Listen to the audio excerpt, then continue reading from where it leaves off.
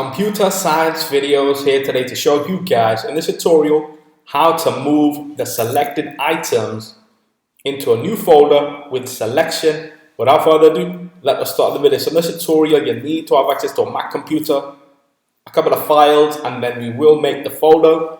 So we can now start the tutorial, go to the desktop, right click, create a new folder, or delete the folder.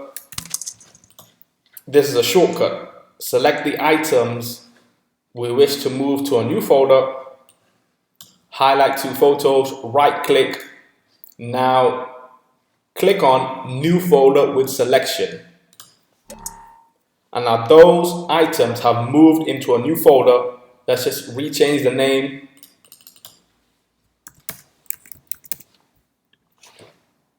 There you go. Click on the folder. Let's change the view, increase the size of the Finder window.